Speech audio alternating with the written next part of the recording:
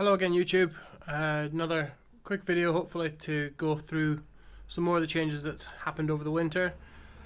Going to start off, basically I've finished off the engine bay now, so all the intercooler pipes, the clearances between the radiator and the shrouds, and the intake pipes now back in. All I need now in the engine bay is a battery, because the previous battery was leaking when I took it out. I've got the exhaust downpipe on, linked to the new turbo elbow, so that's installed, but I still need to put the sports cat in and the resonator and back box, so I'll get that done at some point this week. And I've had a few shiny things arrive for the engine bay, so an oil cap and a radiator cap, which I'll show you now. Get rid of this.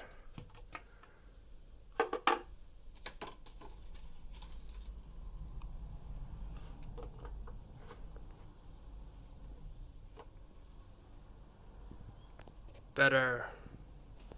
See, the engine bay is looking a bit more together now, as I said.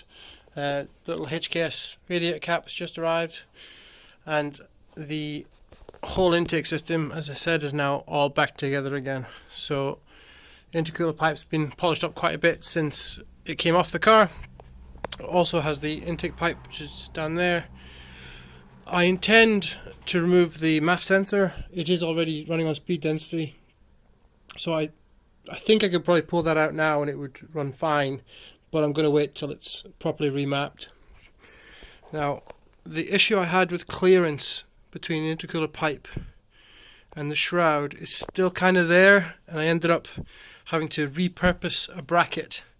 So that's now hard mounted, so it shouldn't go anywhere, even on boost, because there's very little space in that silicone hose to expand, because the two metal pipes are almost touching each other in the middle.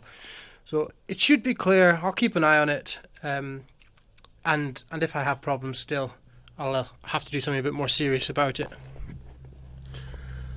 The rest of the engine bay I think is pretty much unchanged from how it was last week.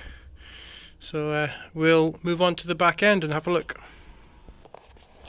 Alright, so down here is where a lot of the interesting stuff happened this year.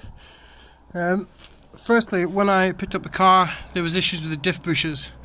Now, there's two sets of diff bushes. The first are on this, which is called the mustache bar. It actually runs sort of above and behind the subframe. You can see one of the bolts. It bolts into the back of the diff on, all the way across. And there's the other half there. So those two bushes need replaced. But also there's a second set of diff bushes that run over the top of the diff. So that brace goes over the top of the bar, right over the top of the diff, right across, and those two bushes need replaced as well.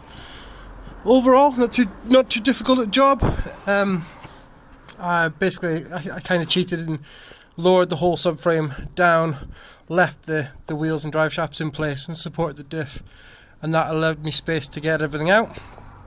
Now, while I've been under here, the anti-roll bar has been replaced, and that's a 26mm upgraded whiteline anti-roll bar. So we'll see how that affects the rear end. Really, it should make the back end a little bit more lively, and hopefully give me a little bit more front end grip, which would be interesting to see. But the other thing really back here has just been cleaning everything. All this subframe, all the suspension arms were absolutely covered in underseal and just general ming. So I've spent a lot of time steam cleaning this, and it looks a lot better. Obviously, while I've been here as well, I've been able to fully assess the condition of the shell under the car, which overall seems pretty good, particularly for it being a UK car. So I'll shot a picture up here. Now, as you can see, the pictures, it shows just how dirty and dark it is compared to how it looks now. Right, we're still on the back wheels here, so obviously I've just had a quick clean of all the calipers, but really they all need to get sent away and refurbished. I may leave that till next year. They all seem to work fine, but they've been really quickly repainted at some point in the past, and they're not the best, and we're missing logos as well, which isn't ideal.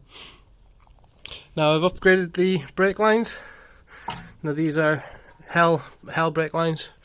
I went with blue just to match the car. I didn't want to go with anything ridiculous.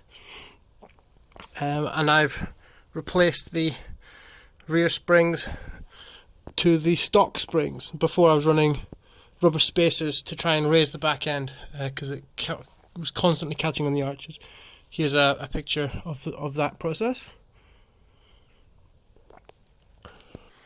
And due to the new anti-roll bar, which you can see through here, I've fitted a set of new drop links as well. Just to, the previous ones were done and needed cut off anyway. So while it's been off the road, I got hold of, this is not the true OEM ones, but a replica Evolution 9 badge, which I'm really quite happy with. And overall, I think it really improves the back end of the car, although it does look a bit look at me, which isn't a bad thing, to be honest. At least it says not a Subaru. At least it points out to people that it's not a Subaru, even if it is blue. And finally, I received this today. So this is a 60mm 3-gauge gauge pod, which I will be going onto my A-pillar. I already have a set of Defi gauges, which will be going onto the car. I just need to work out the plumbing and, well, particularly for the oil sensors, I need a replacement oil temperature sensor, so that's going to take a little bit of time to arrive. But look out for this. So this will be going onto the car hopefully in the next month or two, so that's exciting for me. Another update, which I'm hoping to do maybe next year, are these. So this is the best way I can get a photo of these, which is a bit strange. But these are vented arches. Now these are 20mm wider than the current arches. They're attached to my roof, which is why it's a bit difficult to show you. They are already painted the correct body colour. However, I don't think the colour match is particularly brilliant. And as you can see, there's a couple areas which have not been looked after. The guy I bought them from intended to put them in his car, which was a different colour, so he didn't particularly look after them while they were in storage. So the plan is to get them cared for, get the little scratches and nicks repaired, and get them repainted. That probably won't be till next year. I'm trying not to go too crazy with the car all in one year, and there are a few things that are stacking up for next year. Not everything getting done this winter. So, right, that's about everything for now. So, hopefully, get the car back on the road. The next couple of months, I'm really missing driving it. So, get a new battery, and get the engine running. Make sure I've not broken anything, and then I can get a full service done.